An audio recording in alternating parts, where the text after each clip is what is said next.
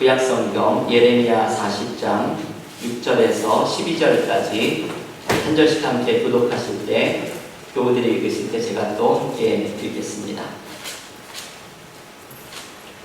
예레미야가 미스바로 가서 아이감의 아들 그다랴에게로 나아가서 그 땅에 남아있는 백성 가운데서 그와 함께 사니라.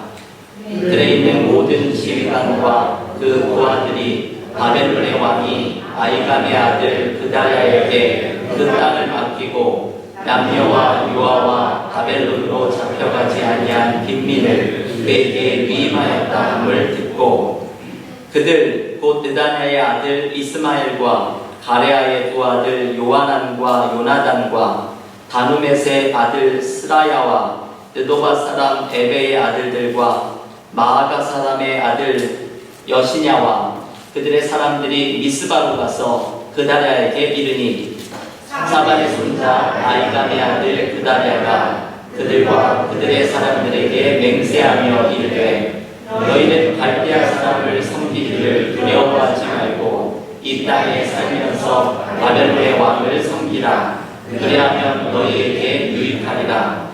보라, 나는 미스바에 살면서 우리에게로 오는 갈대아 사람을 섬기리니, 너희는 포도주와 여름 과일과 기름을 모아 그릇에 저장하고 너희가 얻은 성읍들에 살라 하니라.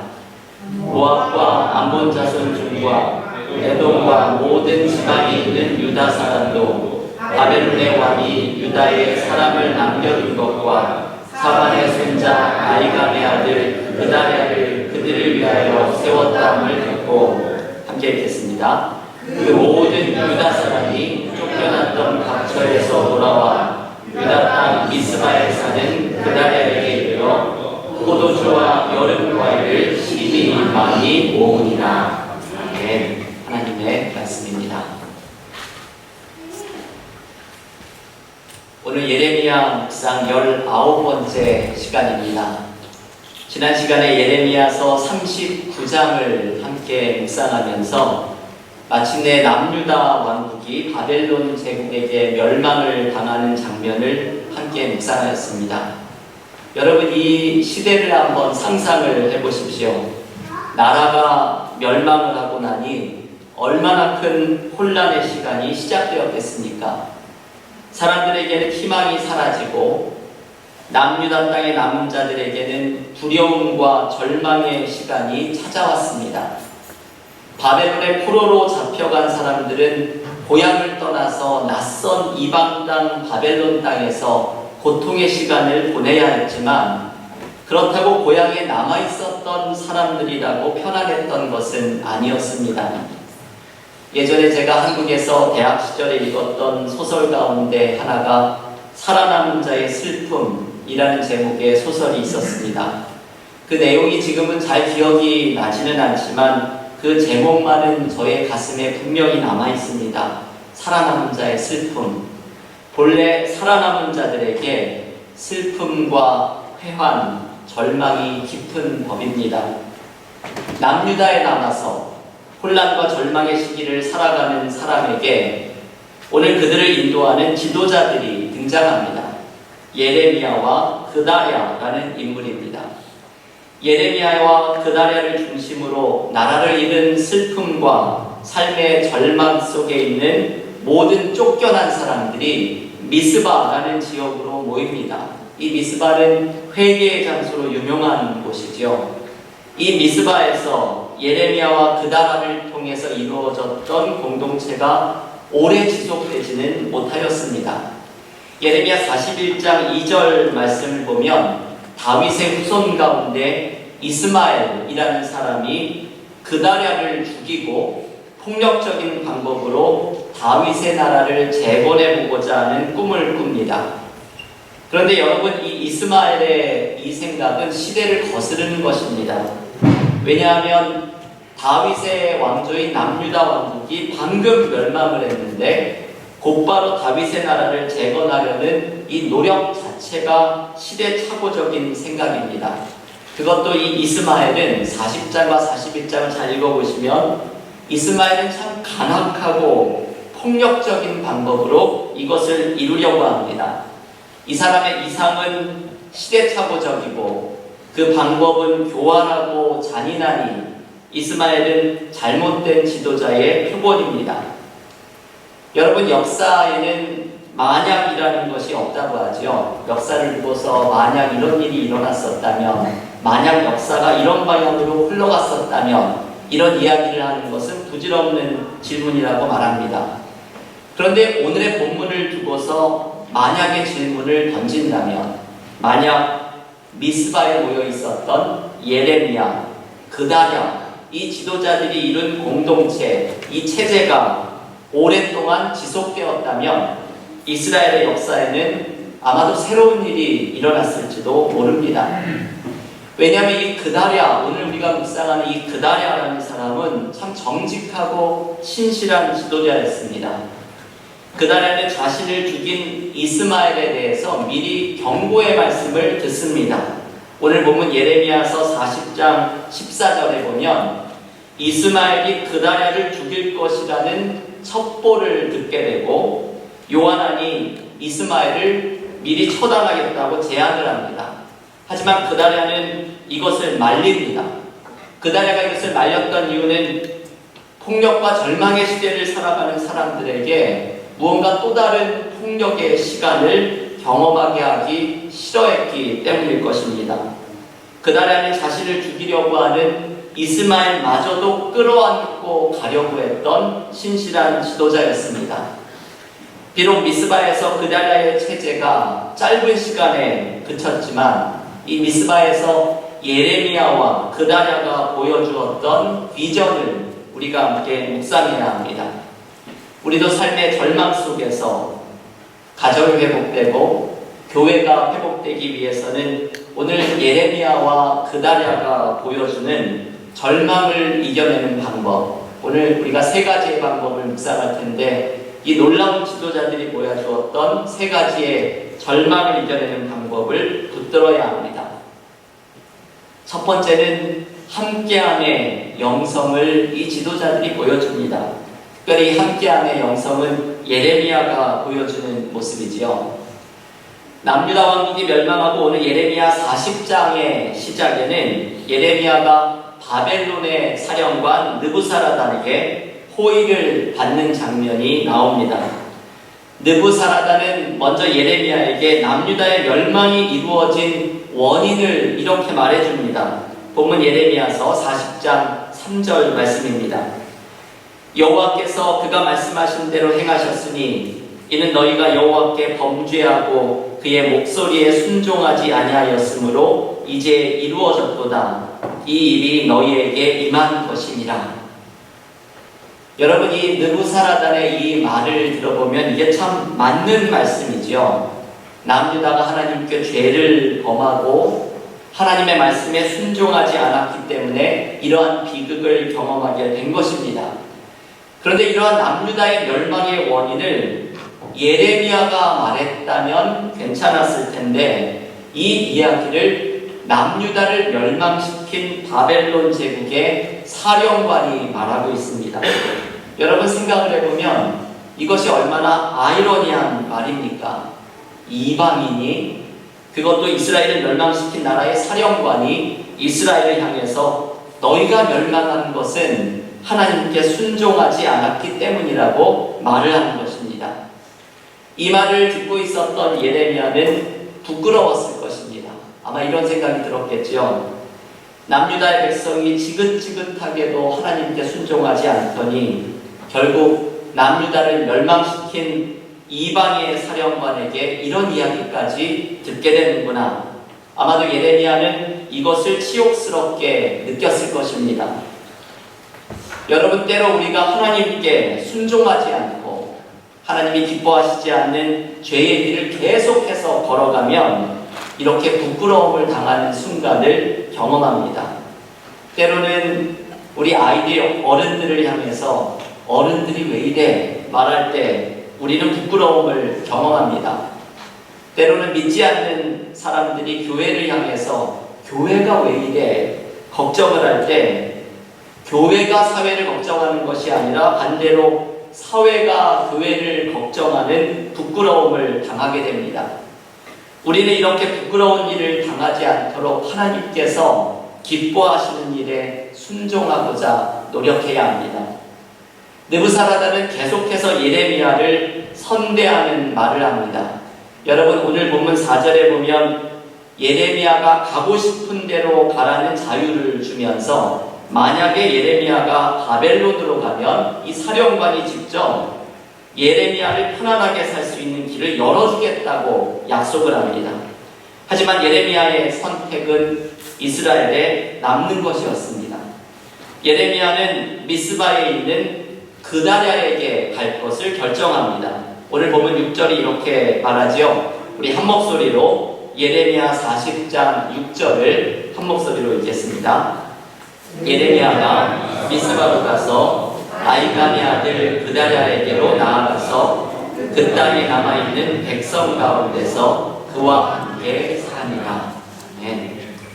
여러분, 이 말씀을 보면 예레미야는 바벨론에서 편하게 살 수 있는 길을 포기하고 남유다의 동족들과 함께 그 땅에 남는 것을 선택합니다. 여러분, 예레미야의 이 선택은 우리에게 많은 것을 생각하게 합니다. 예레미야가 어떤 고통을 동족들에게 받았는지 우리는 그동안 예레미야의 묵상을 통해서 알고 있습니다. 예레미야는 하나님의 말씀을 전하다가 숱한 죽음의 위기를 맞이했던 사람입니다. 그가 동족에게 받았을 상처, 배신감, 모욕감은 우리가 상상조차 하기 어려운 것입니다. 이제 예레미야는 사명을 완수했다고 생각할 수 있습니다. 자신이 예언한 것처럼 남유다의 멸망이 이루어졌기 때문입니다. 어쩌면 이제는 그 지긋지긋한 나라를 떠나고 싶었을지도 모릅니다. 자신을 죽이려고 했던 동족을 떠나서 이제 바벨론에서 편안하게 사는 길을 선택하고 싶었을지도 모릅니다. 하지만 예레미야는 동족과 함께하기로 결심합니다. 예레미야는 이 절망 속에 있는 동족을 두고서 떠날 수가 없습니다. 여러분, 우리가 다음 주에 묵상을 하겠지만 예레미야서 42장에는 이스라엘 백성들이, 남유다의 백성들이 하나님의 명령을 어기고 애굽으로 내려가는 장면이 나옵니다. 예레미야는 이것을 말리지요. 애굽으로 내려가서는 안 된다. 하지만 남유다의 백성들은 애굽으로 내려갑니다. 그런데 예레미야가 그 애굽까지 따라갑니다. 애굽에 가는 것이 하나님의 뜻이 아니었지만 이것을 선택한 이스라엘 백성들을 애굽에 홀로 떠나보내는 것이 아니라 예레미야는 애굽까지 따라가서 그들을 하나님의 말씀으로 위로하려고 합니다. 저는 이 장면을 상상을 하면 눈물이 날 것처럼 가슴이 뭉클합니다. 예레미야의 죽음이 예레미야서에는 기록이 되어 있지 않지만 아마도 예레미야는 애굽 땅에 쫓아가서 그곳에서 이름도 없이 빛도 없이 죽었을 것입니다. 그 먼 곳 애굽까지 따라가서 마지막까지 동족을 위로하고 마지막까지 동족을 위해서 기도하고 눈물로 기도하고 마지막 순간까지 하나님의 말씀으로 힘을 주면서 그곳에서 예레미야는 생을 마감했을 것입니다.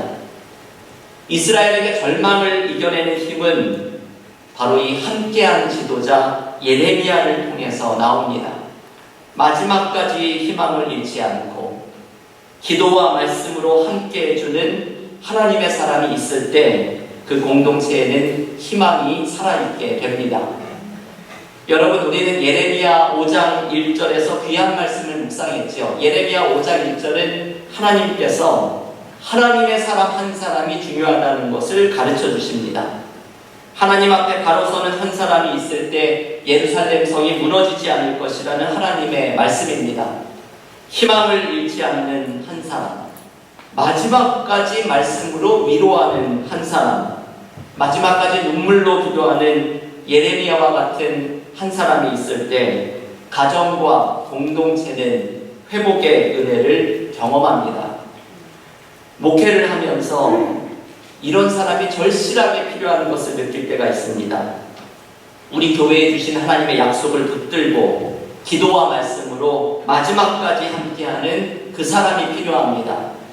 손님처럼 왔다가 교회를 떠나는 사람이 아니라 주님의 몸된 교회를 마음으로 품고서 마지막까지 교회를 세워갈 한 사람이 필요합니다.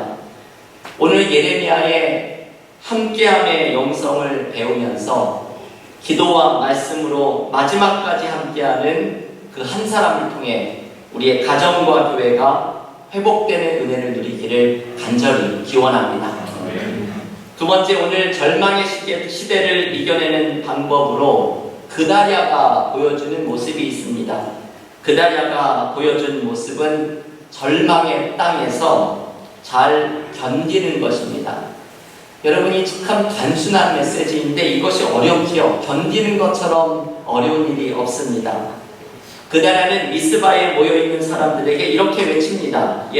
본문 예레미야서 40장 9절의 말씀입니다. 한번 한 목소리로 40장 9절을 함께 읽겠습니다.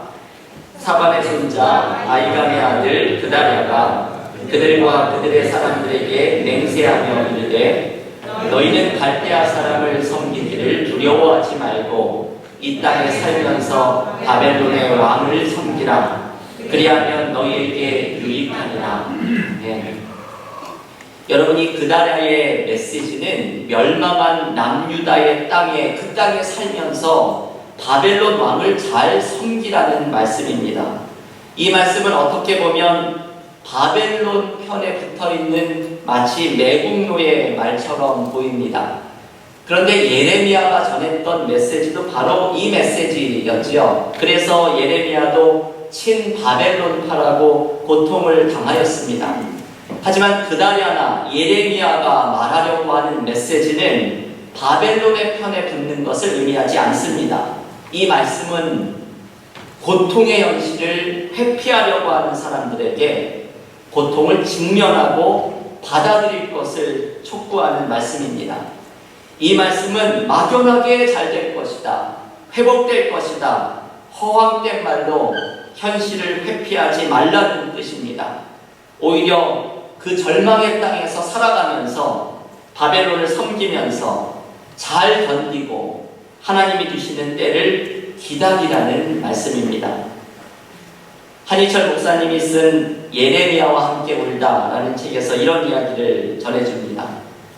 이 목사님이 한 사진을 보았는데 겨울에 갑자기 찾아온 한파 때문에 꽁꽁 얼어버린 연못에 악어가 함께 얼어붙은 사진이었습니다.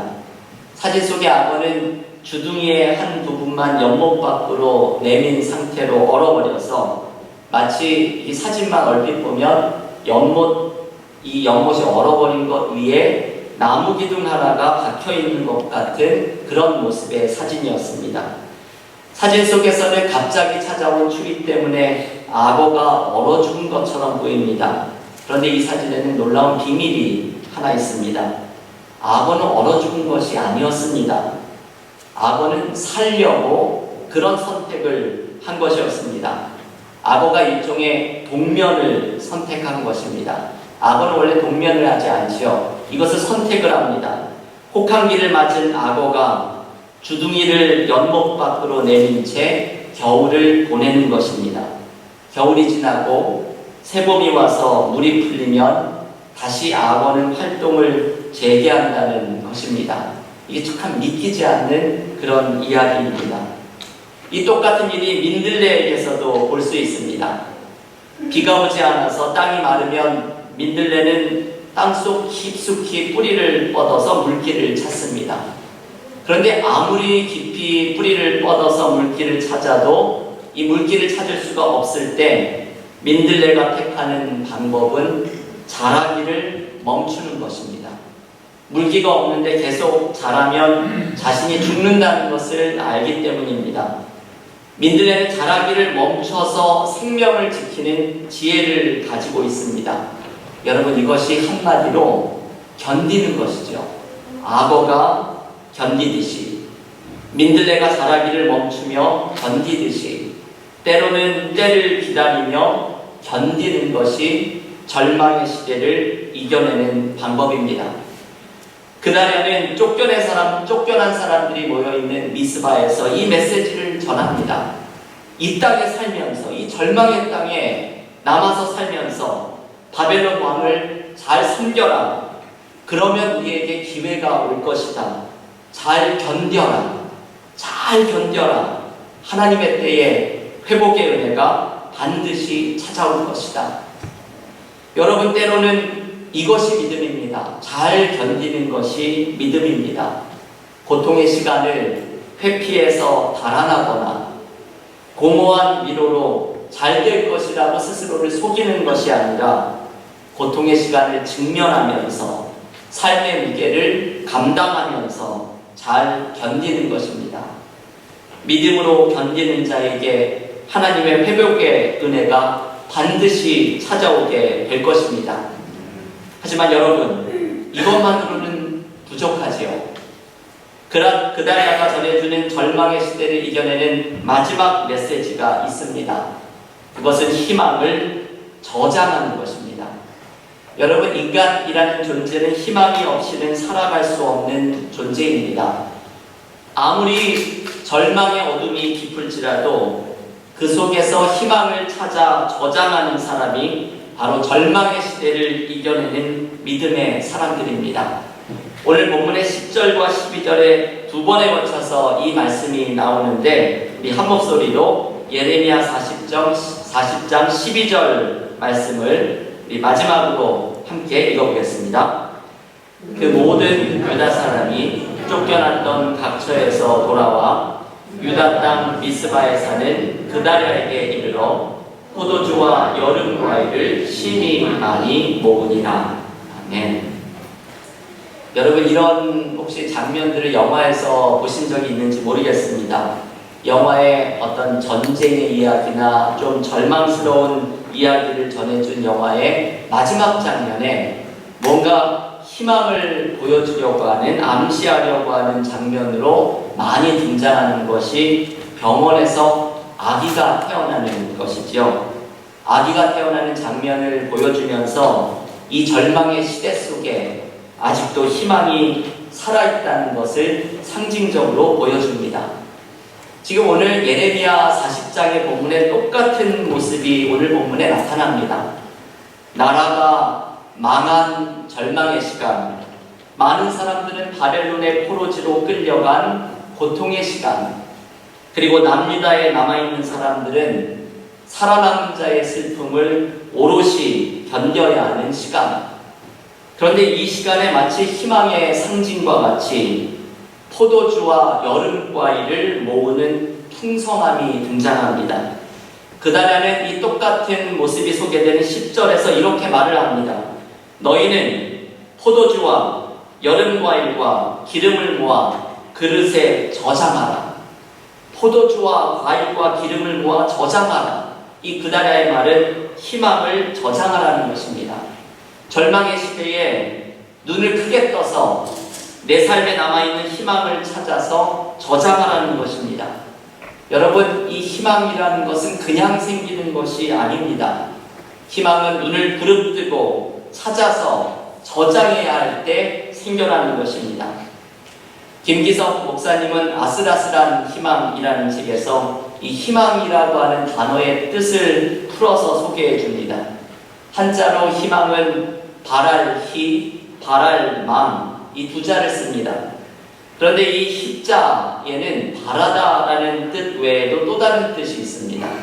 그것은 드물다는 뜻입니다. 곧 희망이라는 것은 드문 가운데 바라는 것을 의미합니다. 희망이란 바랄 수 없는 상황에서 바라는 것을 의미합니다. 그래서 희망은 누군가가 만들어주는 완제품이 아니라 우리의 삶에서 구현해내야 할 과제입니다. 여러분이 마지막 말이 생각하게 하는 말이죠. 희망은 누군가가 나 대신에 만들어서 완제품을 우리에게 건네주는 것이 아닙니다. 희망이라는 것은 내가 바랄 수 없는 상황에서 바라는, 내가 삶에서 만들어가야 하는 과제라는 것을 알려줍니다. 그래서 희망은 믿음하고 일맥상통합니다. 믿음에 대해서 히브리서 11장 1절은 이렇게 말씀합니다. 믿음은 바라는 것들의 실상이요 보이지 않는 것들의 증거니 이 말씀은 믿음이라는 것은 무엇인가? 보이지 않는 것을 믿고 바랄 수 없는 가운데 바라보는 것, 이것이 바로 믿음이라는 것을 가르쳐 줍니다.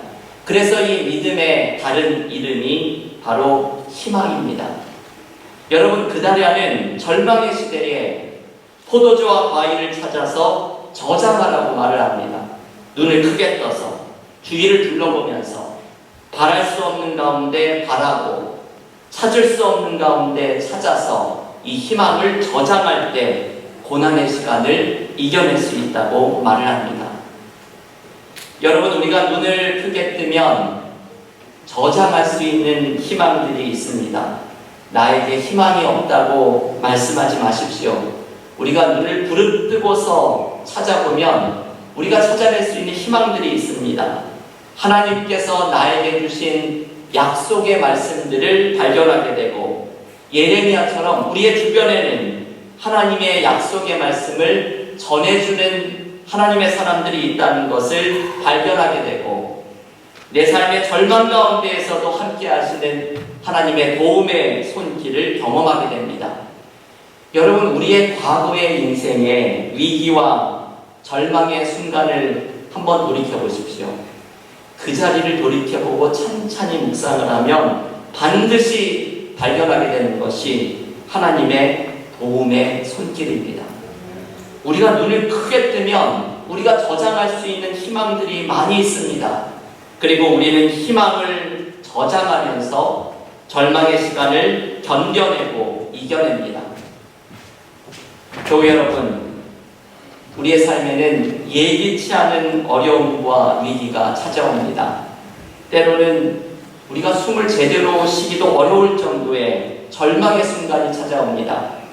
그때 예레미야처럼 함께하는 사람이 내가 되어주면서 희망을 찾아서 저장하면서 하나님의 때까지 잘 견디면서 믿음으로 승리하는 우리가 될 수 있기를 기원합니다.